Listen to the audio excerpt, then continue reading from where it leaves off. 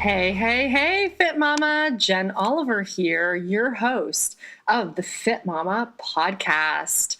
This is the work in to your workout.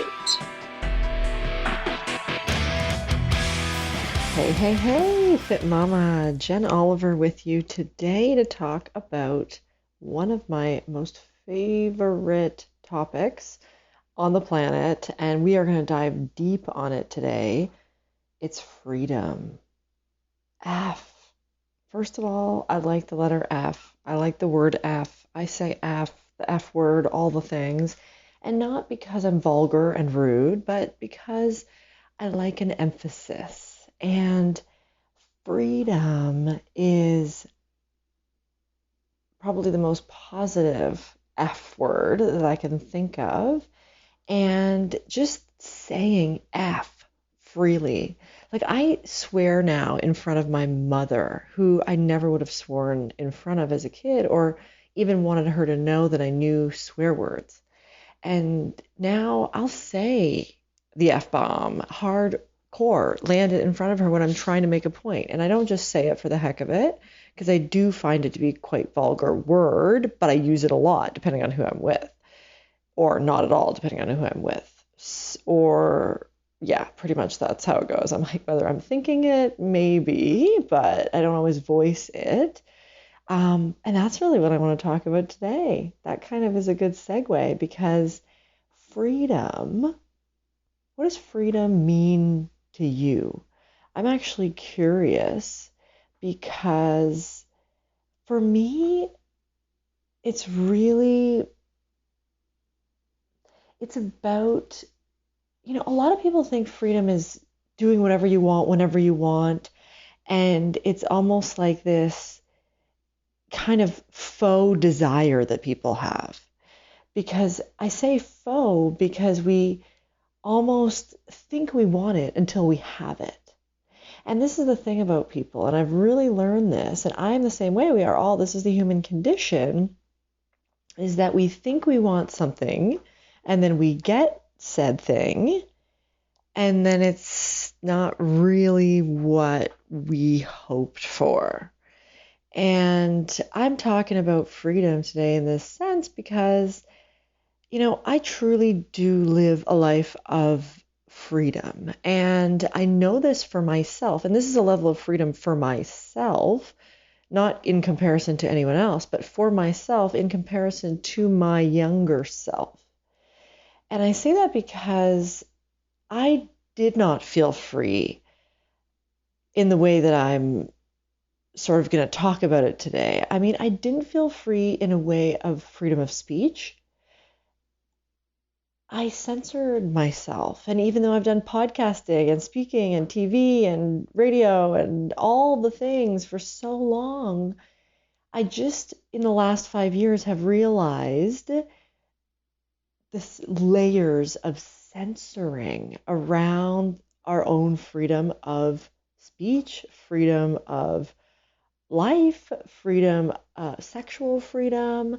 I mean, I'm learning so many things through my entrepreneurship, through my marriage, through being a parent, through meeting new people and watching this planet evolve at the rate that it is. It's actually mind-bogglingly fun. And when I say watching, I'm watching it in the same way you are probably watching, which is through social media, maybe through mainstream media, through whatever they're showing us as our options on Netflix or wherever we're tuning in. Whatever ads come up for us, that's what we're leading towards. And yes, these are highly curated because we go, oh my God, I exactly need that. And how did they know? And, that's a story for another thing. But really what it comes down to is the fear, the other, and possibly the least positive. I went from freedom being the most positive F word I can think of to fear being the least positive or most negative F word I can think of. And I realize where so many of my behaviors came from fear for things that I didn't even know I feared. like I really just didn't even know that. Like for a lot of the things that I realized, I look back at behaviors that I did even last week, even a month ago, even 3 months ago, things I do, things I say, places I go. How are these out of fear versus what I believe to be one of the opposites of fear, which is freedom, which is true freedom. And I'm starting to see it now more on social media, which I love because I'm tuned into social media. And I really, really admire those who post on social media. And I say that with a real loving kindness and not only compassion for myself, who posts often on social media. It is wearing your heart on your sleeve. It is putting yourself out there and like waiting, literally waiting for a like, for someone to comment, for someone to like it. And it's where you put your focus on whether you think that is fearful or whether that is freedom. For me, it's freedom. I post, and when 100 people like it, it's fantastic. When 500 people like it, it's fantastic. I do feel like I look at the likes because I go, okay, what am I posting that's getting more likes? Often it's not what I would think. So it's going, okay, how do I even plan for that then? You never know what people are going to like other than tuning into them, getting more connected with the people that you interact with. And that's you, Fit Mama, for me. And what I'm feeling and what I'm sensing from tuning into the people that you tune into and being on the pulse of what is quote unquote trending in my world, in your world, in this world as we see it today, freedom is trending. People want to be free. People want to be out on a yacht or flying all around the world or doing this or that because, well, that sounds really great and fun, fancy and free. But the reality, IRL, in real life, which I realized are the last three letters of girl. I don't know why, but I'm having this moment right now where I'm putting things together in my mind. But in real life, jet setting, racing all over the place, doing things, being in front of the camera, if you do it for a week, a day, it's a freaking shit ton of work. It's hard. You got to show up. You got to be on.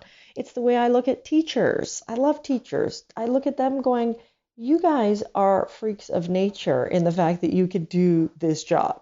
Like you are special. I look at nurses that way too, going, you are a special human, that this is your job and you can do it and you're good at it and you have a passion for it. And for me, people look at me like that. The way I travel, the way I go around, I've flown 11 times in 2 months and people go, what? How did you do that? That's awful. And sometimes in their mind, they think it's fun and great and sounds fun. But people are starting to get that when you look at the reality of it, flying that much or traveling that much, it's really quite unsettling and it's not always fun. And, there's a certain element of chaos that is fun, but also there's a certain level of groundedness that is fun too. And I really feel that it's the grounded freedom that is what people really desire, myself included. And I always thought I liked the chaotic freedom. I always wanted the do what I want any time of day, anything I want. If I want pizza for breakfast and eggs for dinner and go out at night or stay up all night or whatever. I had these ideas and I realize now in all the personal development I do and all just the looking back at my life and really dissecting it in a deep way where I'm going, okay, these are all just patterns and stories and belief systems that really are what are behind our behavior. And so the story of wanting to jet set and travel all over is because it sounds fun, because it sounds cool, because it's going to be good pictures while I'm, posting out of the window of my airplane. But where the freedom lies is not in having to do that every day, go somewhere new. And this is really well illustrated in the documentary of Avicii. If you haven't watched this documentary, I watched it on a plane, as I was mentioning, on a trip recently. Avicii, Avicii, I think, Avicii. I freaking love this dude. First of all, I won't, spoiler alert, he's no longer with us. He committed suicide. It's such a sad story when you really look back on that. And then seeing the documentary, it's a whole nother level. And it really shows that what looks exciting and fun and cool, and how wouldn't you be loving your life if you got to just travel around, everybody was cheering for you, you could eat, drink, afford whatever you want, do whatever you want, girls, guys, fun, all your friends, everything you maybe ever thought was fun, or at least that was my definition of fun. And I know we all have different definitions depending on your upbringing, but for me, that looked fun. Like that looks like fun. Like in whatever hero story you have, that looks like a good time. And at the end of the day, he evolved really fast. And I think a lot of young stars evolve very fast. And a lot of people who make a lot of money and have all this quote unquote freedom really young realize that, goes back to that old adage, we are our own worst enemy.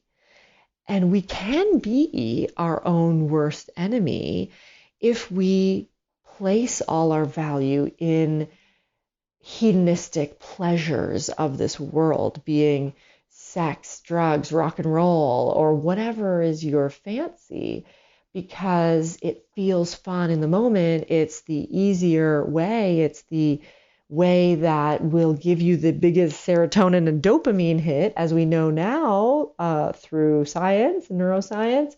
We're really all just self-medicating. And as I talked about in past episodes, this idea of self-meditating.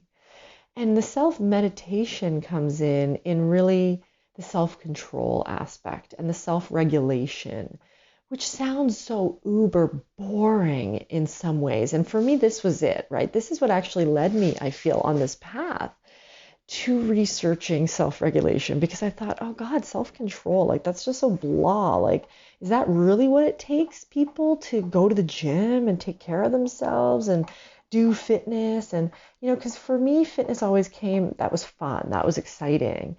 And I realized not everybody thought that. And so how did I, as a trainer, as a person who worked in a gym, as a person who wanted to make people feel better about themselves, that was really one of my earliest goals. And like, I laugh about it now because I wanted to make people feel better about themselves. That was literally like my mission statement of life when I was young, when I was a kid, like literally as far back as I can remember. I think I probably wrote it in one of my journals when I was like 11, I would say, where I was like, I knew that I felt better when I was around people who felt good about themselves. And I wanted to feel good. Hell, blame me. Call me crazy. I wanted to feel good. And I was very empathetic, empathic. I could pick up on people. Even if they were not talking, I could tell if they were in a good mood, bad mood, all the rest. I naturally wanted to be around people who were feeling good. And if they didn't naturally feel good about themselves, well, maybe there was something I could do to make them feel better about themselves. Talk about funny and cute and adorable. But the truth of the matter is, no one can make anyone feel anything without their permission. And no one can make you feel anything without your permission. You letting them. And you letting them is the power struggle. Maybe not a struggle, is the power point. That is what I realized for myself. It's where I let people influence not only my behavior, we do as our peers do, or as our parents do, as our teachers, friends, priests, coach, whomever do. That's the point. That's the pivotal point in taking our power back or giving it to someone else, is in that fear moment of choosing that their opinion matters more than us, or that they can make us feel any way. And I let people do this for way too long to me.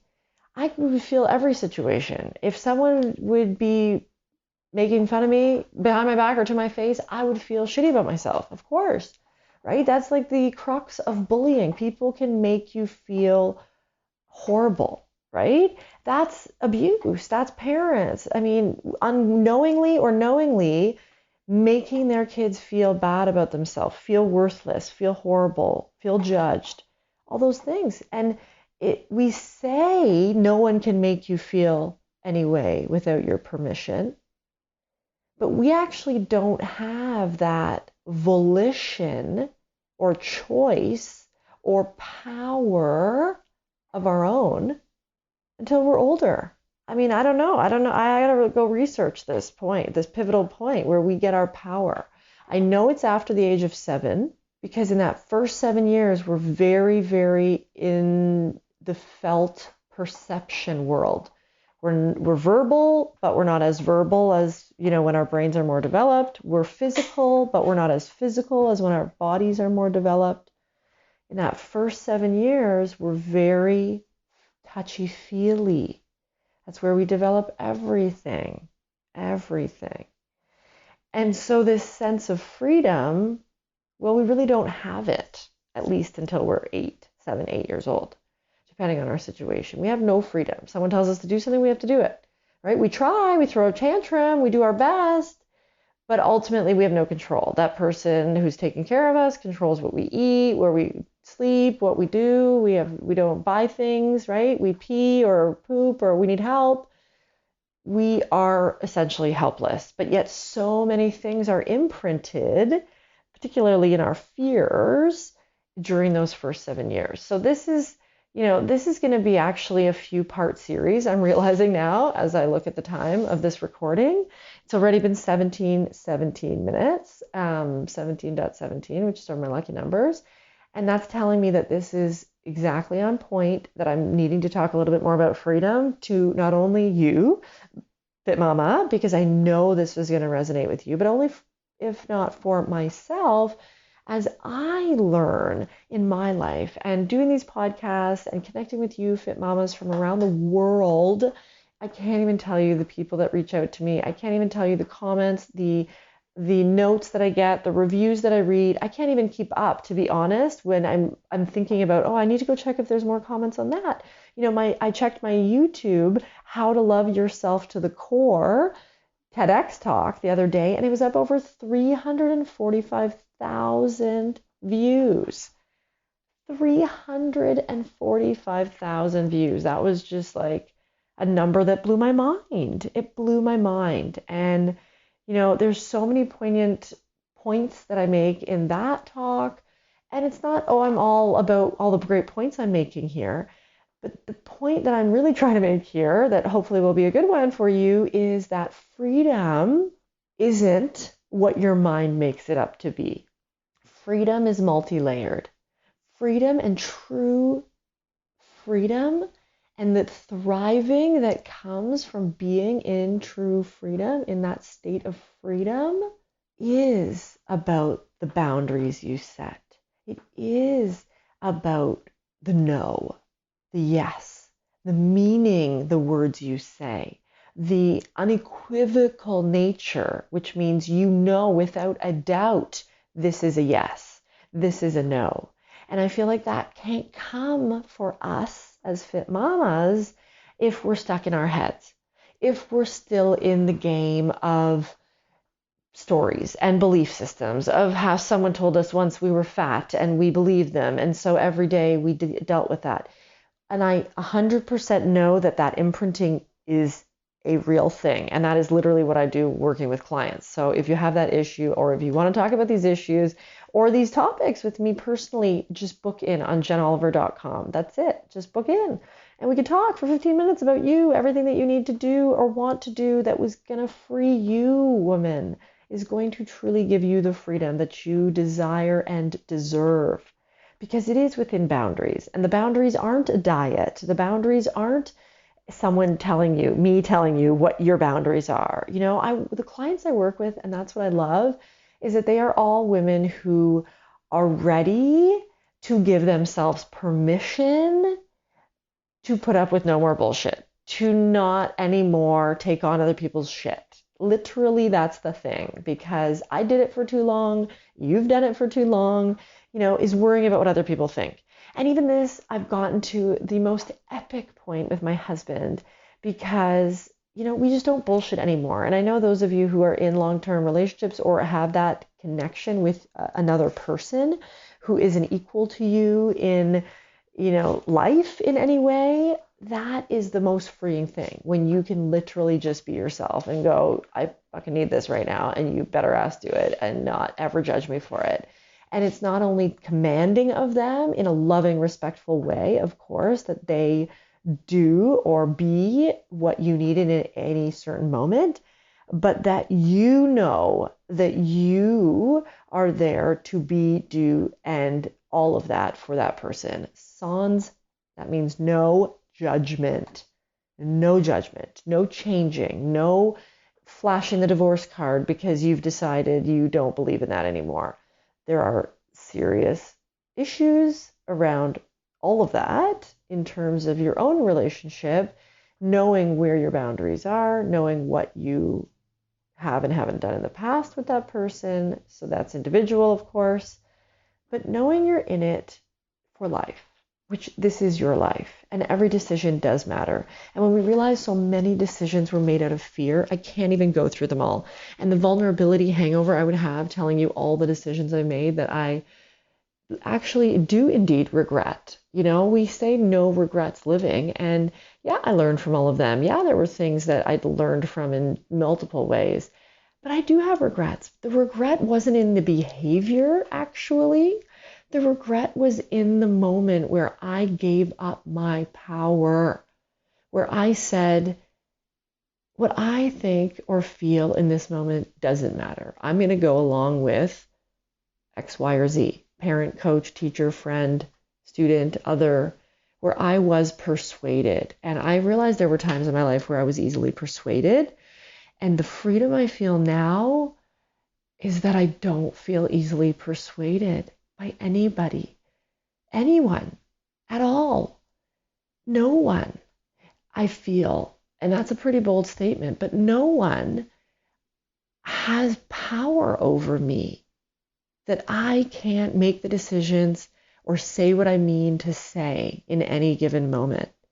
Do what I know in my body is best, in my heart, in my soul, in the depths is best, and not fearing judgment from who's going to think this of me. I still get pangs of it. I'm human. It comes, it goes. I go, should I do that? Is that right, wrong? Am I going to insult that person? Is that person going to think less of me? Is that person going to go and tell that person about that thing and this thing and that? I go through it all. There are days, there are times where I am paralyzed by this all. But I take a deep breath, Fit Mama, just like you, and I set some boundaries. I set some priorities. I set values. Boundaries, priorities, and values. BPV, all which can be mistaken for each other. They all rhyme. B, P, and V. Boundaries, priorities, and values. And this is a huge part of what we're about at Fit Mama, particularly in that I know that my clients that I have worked with privately and in the group, in the Fit Mama Foundations and in the Fit Mama group and all on the blog, everywhere online, the people who I've DM'd and PM'd and we've connected on the phone and I've had hundreds of thousands of conversations with people, the power, the bliss, the growth, the freedom is in setting up those boundaries, priorities, and the values.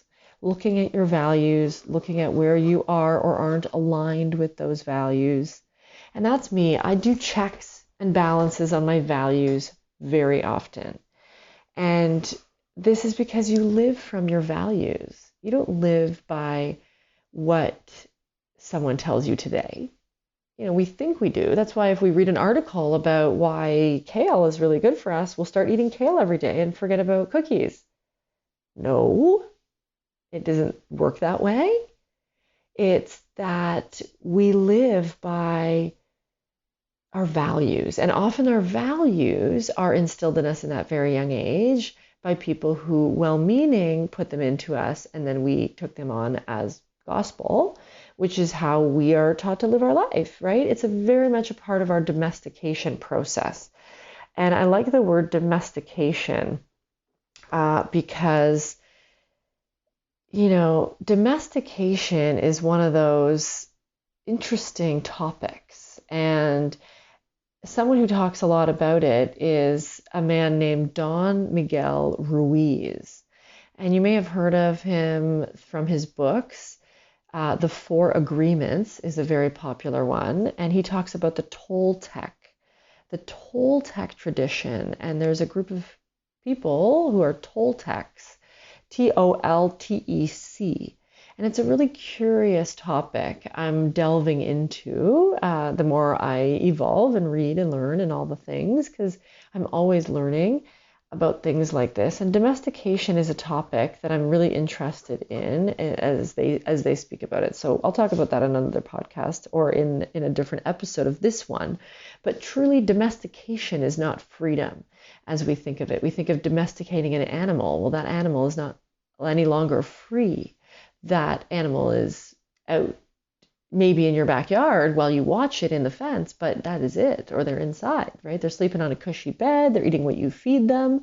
That's domestication. And they talk a lot in the Four Agreements, Don Miguel Ruiz does, about domestication and love. The Four Agreements and the Four Agreements you can make with yourself. And his next book is actually all about love and the mastery of love. And there's so many good things. I could talk about Don Miguel Ruiz for another month, but we won't. So today it's about freedom. And I'm going to end this podcast today because it is now 12:30 a.m. in the middle of the night where I am. And I'm on the Pacific time zone. And it is 3:30 in the a.m. where I used to live in the Eastern time zone. And that is really just the freedom I live with now, is that I could be up at any time of day. And my kids are off right now. And we had a really great day. We swam 5 times in the pool today. And we played and we cooked together and we cleaned and did chores, and they did help me with laundry and kitchen and cooking and dishwasher. They cleaned their rooms. And, we have a really unique opportunity, as we do when we move, as to sort of start a fresh, clean slate in some ways. And, it's not that we were laxing on the chores or anything before with the kids, but they're only 6 and 8. So before, they were, working it at a different level. Now they're more mature. I can tell even just through the move and through the different things, the maturity levels. So I'm giving them more freedom. And I'm exploring this topic of freedom a lot, as you probably are in your own life and in parenting. And I really feel like this is a poignant topic. And what I'm seeing a lot of people with freedom of speech, with openness, I just feel a sense of freedom like I never have before. And it's a freedom within boundaries because, I truly feel I'm at the point in my life where I could do anything at any time, whenever I want. Like tomorrow's Monday, I'm going to wake up, I'm going to go swimming, and I'm going to chill with my kids. We're going to go hiking. Actually, reverse order. We're going to go hiking and then swimming. And we're going to just live our day. And it's a Monday. And normally Monday's my podcast day. And I have some client calls, and I actually do have a couple things I need to do.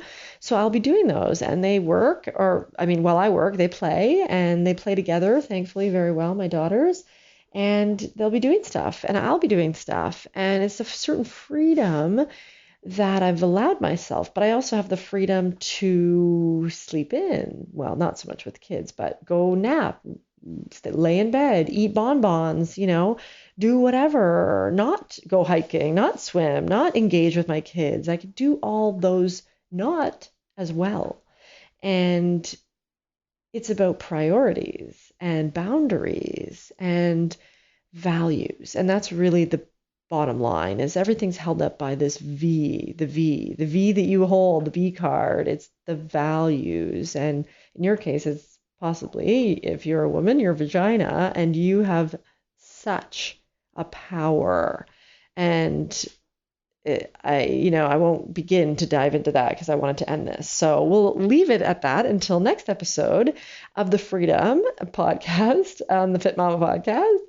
And yeah, I'm really going to talk about some details this week actually about it while this launches. And then we'll go into deeper levels of what actually to do to start setting up some boundaries and get clear on some priorities and values. So have a great, great week. Have a lovely day. Go learn, grow, enjoy, have fun, live life. Namaste.